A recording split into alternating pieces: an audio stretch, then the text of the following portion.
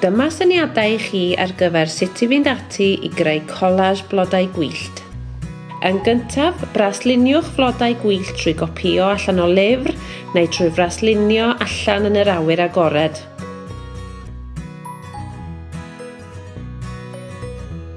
Dwi'n mynd i ddefnyddio pensil i gychwyn a lliwio gyda chrayonau, pinnau ffelt a phensiliau lliw. Defnyddiwch be bynnag sydd ar gael i chi. Mae llyfrau gwych ar gael ar gyfer adnabod blodau gwyllt gwahanol os hoffech ddysgu mwy am yr hyn sydd o'n cwmpas.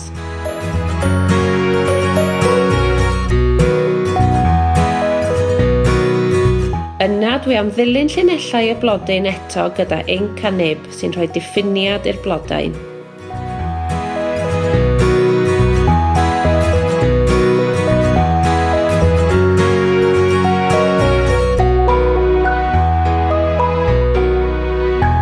Mae'r crayonau Caran d'Ache yma yn hyfryd ac yn hydoddi gyda dŵr, sy'n berffaith ar gyfer cael mwy nag un tôn gydag un lliw.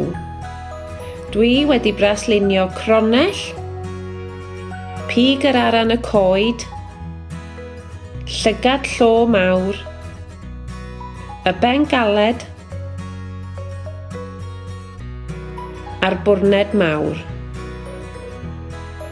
Yna, torrwch y blodau allan yn ofalus.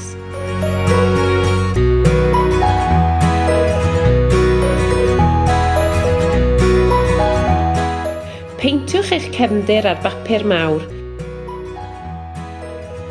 Dwi wedi dewis oren llachar ar gyfer yr awyr a llwy tywyllach ar gyfer y ddaear.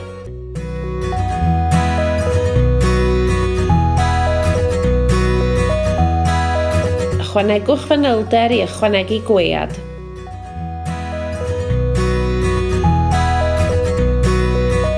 Defnyddiwch bapurau amrywiol a'i gludo i'r cefndir. Yma dwi wedi defnyddio papur sidan.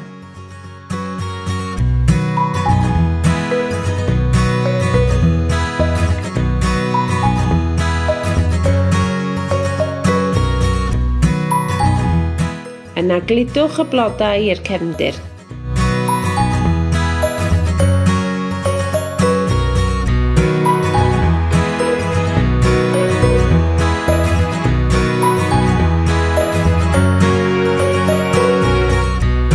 I orffen, gallwch beintio rhannau o amgylch y blodyn gyda phaint i greu dyfnder.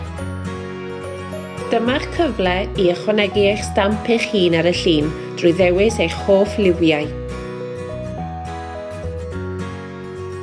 Dwi wedi dewis rhoi gwyrdd ar y gwaelod ac aur o amgylch y blodau.